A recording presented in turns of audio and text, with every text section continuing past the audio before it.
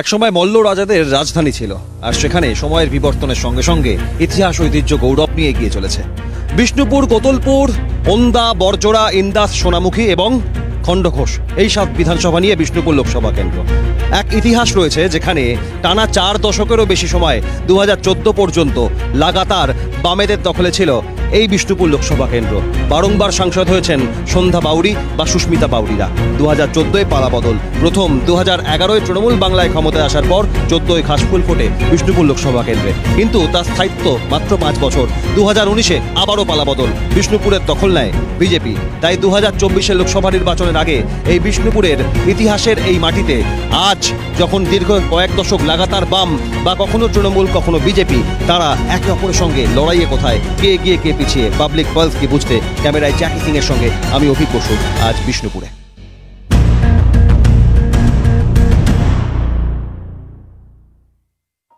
সে আছেন দুজন কি বন্ধু? হ্যাঁ, বন্ধু। পেশায় কি করা? আমি অ্যাকাউন্ট ডিপার্টমেন্টে চাকরি করি, মিউনিসিপ্যালিটি অফিসে। অর্থনীতি বিরাট ব্যাপার। আর আপনি? আমার বিজনেস আছে নিজস্ব, আমার একটা কম্পিউটারের সেটআপ আছে, সেলস এন্ড সার্ভিসেস।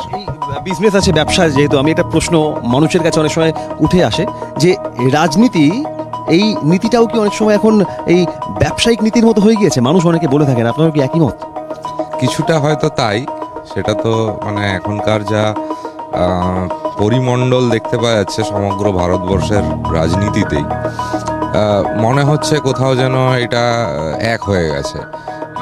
বিষ্ণুপুরের রাজনীতিতে এই 2024-এ এসে ঠিক একজন ভোটার হিসেবে কি মনে করছেন, কোন বিষয়টা সব থেকে প্রাধান্য দিচ্ছে? প্রাধান্য দিচ্ছি বলতে আমাদের যে বিষ্ণুপুরের মানে আরও যে ডেভেলপ হওয়ার কথা, মানে আমার একটা হেরিটেজ টাউন ঘোষণা হয়েছে, কিন্তু সেইভাবে তো আরও ডেভেলপমেন্ট করতে গেলে রাস্তাঘাট মানে আরও উন্নয়ন করা উচিত। আমাদের রাস্তাঘাটের হাল আপনারা পেরিয়ে যখন আসছেন দেখতেই পাচ্ছেন কতটা খারাপ আছে। আমার মধ্যে রাস্তাঘাট করা উচিত, এবং আরও এটাকে নিয়ে আমাদের যে এতগুলো বাঁধ আছে, সেই বাঁধগুলো আস্তে আস্তে বুঝে যাচ্ছে। সেই বাঁধগুলোকে যদি ঠিকমতো যদি মানে একটা ভালোভাবে একটা সাজিয়ে গুছিয়ে করা যায়, আরও সেখানে পর্যটন নিশ্চয় ভালো হবে, এবং বাঁধগুলো যে বুঝে যাচ্ছে সেটাও ঠিকঠাক থাকবে। ঘাটের হাল বেহাল বললেন, বিষ্ণুপুরের মাটিতে রাজনৈতিক দলগুলোর মধ্যে কার হাল বেহাল বলে মনে হচ্ছে এবার 2024? দেখুন, সেভাবে এক্স্যাক্টলি বলা, সবাই নিজের নিজের একটা শক্তি নিয়ে লড়াই করছে, এক্স্যাক্টলি ওইভাবে বলাটা খুব মুশকিল। মূলত লড়াইটা কাদের কাদের সঙ্গে হতে পারে? মূলত লড়াই দেখুন লাস্ট অবধি ডেফিনেটলি যা ছিল, আমরা দেখেছি যে বিজেপি ক্যান্ডিডেট আমাদের এখানে লাস্ট উইনিং ক্যান্ডিডেট লোকসভাতে। তো এবারেও বিজেপি রয়েছে, তার সাথে তৃণমূল রয়েছে, আরও অন্যান্য সিপিএম, কংগ্রেস সবাই মোটামুটি লড়ছে। কিন্তু যেহেতু আজকের ডেটে দাঁড়িয়ে দুটো শক্তিশালী হিসেবে আপনিও জানেন যে একদিকে যেমন তৃণমূল রয়েছে, একদিকে সেরকম বিজেপি রয়েছে। সেখান থেকে জানতে চাইবো যে এই বিষ্ণুপুরের মাটিতে এবার এই লড়াইয়ের ময়দানে কি একটা হাড্ডাহাড্ডি টক্কর হবে বলে মনে হচ্ছে? হ্যাঁ, সেটা তো স্বাভাবিক, হতেই পারে। মানে ওই ধরনের একটা হাড্ডাহাড্ডির দিকেই যাবে, যে কেউ বলতে পারবে না যে হ্যাঁ আমরা এগিয়ে আমরা পিছিয়ে, এরকম মনে হচ্ছে না এখনো পর্যন্ত। তারপরে জানি না যে আরও এখনও তো 1 মাস 1.5 মাস আছে, কীভাবে প্রচারে আসবে বা কে কীভাবে তাদের পরিকল্পনায় কতটা মানুষের সাথে সংযোগ স্থাপন করতে পারবে, তার উপর নির্ভর করবে যে কে মানে মানুষ কাদেরকে বেশি ভোটটা দেবে বা কীভাবে এগিয়ে যাবে। বিষ্ণুপুরের পোড়ামাটির হাটে একটা ছবি যেটা মনে একটা অন্য শান্তি দেয়, তার কারণ এক একটা প্রজন্মকে বিভিন্নভাবে দেখা যায়, আর এখানে প্রবীণ প্রজন্ম তারা সেই ছোটবেলার বন্ধুত্বের মতোই আজও একত্রিত হয়ে বিকেলবেলা। সবাই কি সবার বন্ধু? হ্যাঁ, অবশ্যই সবাই সবাইকার বন্ধু। পাবলিক পালস নিয়ে আপনাদের কাছে এসেছি তার কারণ বিষ্ণুপুর লোকসভা কেন্দ্রের নির্বাচন, সেখানে আপনার কাছে জানতে চাই যে একটা ভোট আসছে 2019, তার আগে 14, তার আগে 9, আর এই 24-এ এসে বিষ্ণুপুরের বদল কতটা হয়েছে, মানুষের মানসিকতার উন্নয়নের বদল কতটা হয়েছে? হয়েছে, হয়নি তা বলবো না, তো আরও একটু হলে ভালো হয়, একটা ওমেন্স কলেজ হলে ভালো হয় এখানে, আর রাস্তাঘাটগুলো আগের চেয়ে অনেক বেটার।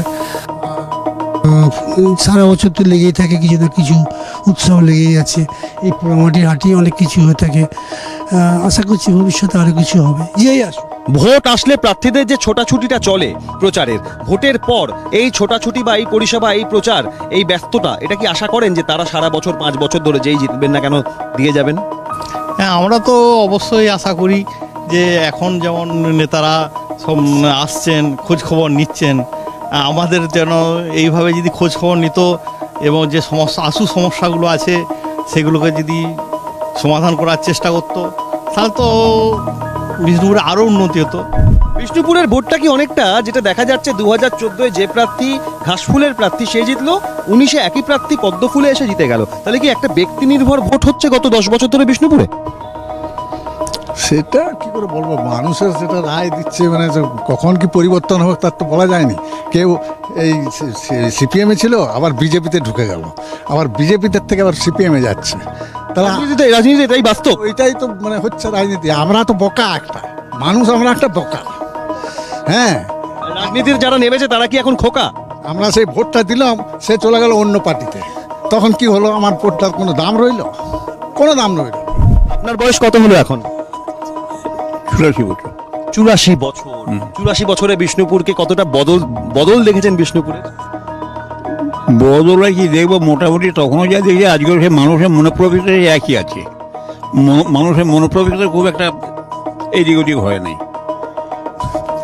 রাজনীতির ধরনটার বদল ঘটেছে। ধর্ম বদলতে কিছু হয়তো বাড়ি ঘর কিছু হয়েছে, উন্নত কিছু হয়েছে, বাকি কোনো কিছু এখানে দেখতে পাওয়া যায় না। 2024-এর লড়াইটা কি 19-এর মতো হাড্ডাহাড্ডি হবে না একতরফা, কি মনে হয়? বুঝতে পারছি না, বুঝতে পারছি না। 19-এ যতটা বোঝা যাচ্ছিল 24-এ কি ততটাও বোঝা যাচ্ছে না? বোঝা যাচ্ছে না। এসব বসে গেলাম মানে সবাই মিলে কি বিকেল বেলা একত্রিত হয়ে বসা হয়? হ্যাঁ, এখানে বিকেলে আমরা আসি, এখানে রোজ বিকেলে? রোজ বিকেলে আসি এখানে। মন ভালো করতে? মন ভালো করতে। এলাকার ভালো কি বিষ্ণুপুরের রাজনীতিতে যারা আছেন তারা করছেন? হাসির মধ্যে অনেক উত্তর লুকিয়ে থাকে। আমি একেবারে নির্দিষ্টভাবে জানতে চাই, বুঝি বিষ্ণুপুরের রাজনীতিতে ঠিক সব মিলিয়ে একটা ভোট আসছে, সেখানে কি বার্তা কি বলবে? শান্তি থাকুক, আমি এটাই চাই।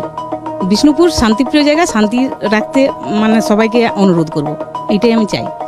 বিষ্ণুপুরের রাজনীতিতে বিভিন্ন প্রতিশ্রুতি পালন, সেখানে দাঁড়িয়ে 2024 এসে কি কাজ করতে পেরেছে আগে যারা যখন ছিল? সেটা তো কিছু বুঝতে পারি নাই।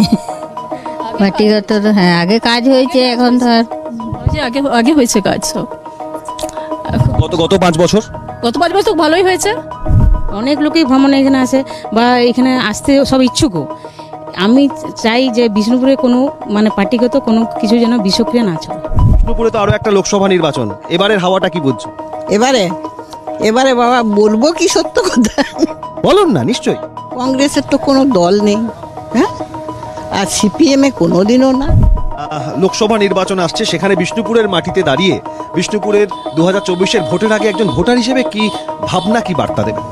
বিষ্ণুপুর তো একটা ঐতিহ্যময় জায়গা, এখানকার ঐতিহ্য নষ্ট না করে দেখা যাক কে যেতে না যেতে, এই ঐতিহ্য যেন বজায় থাকে এবং ভোট নির্বাচন যেন ভালো মতো হয়, এটুকুই। ঐতিহ্যের এই গরিমা রাজনীতির লড়াইয়ে, রাজনীতির এই দগ্ধ পরিস্থিতিতে খানিকটা গরিমা ফ্যাকাশে হয় কোনো ক্ষেত্রে? সেটা হলেও মানুষের সেটা মনে রাখা একদমই উচিত না। এই বিষ্ণুপুরের মাটিতে এবার 2024-এর লড়াইটা কিভাবে দেখছেন?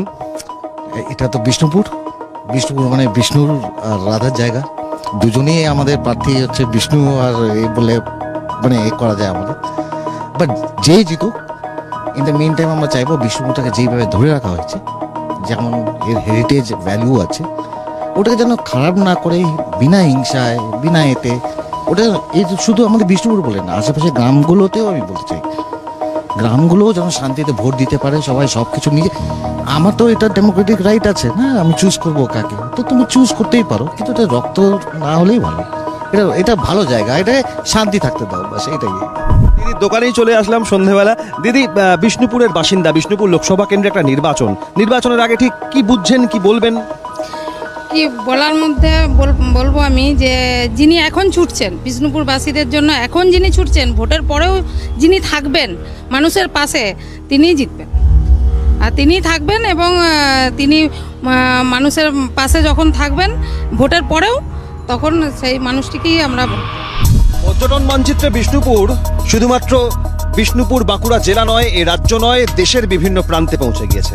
আর বিষ্ণুপুরের মানুষের মনের কাছাকাছি কারা পৌঁছতে পেরেছে তার নজির 2009, 2014, 2019 পরপর 3বার 3টে বদল রাজনৈতিকভাবে দেখেছে বিষ্ণুপুর। তাই মানুষের মনের ক্ষেত্রে উন্নয়নের বদল কে কতটা আনতে পেরেছে তার নিরিখেই হবে 2024-এর ভোট। আর লড়াই যে হবে একেবারে নেক টু নেক ফাইটের জায়গায়, তা স্পষ্ট করছেন অনেকেই।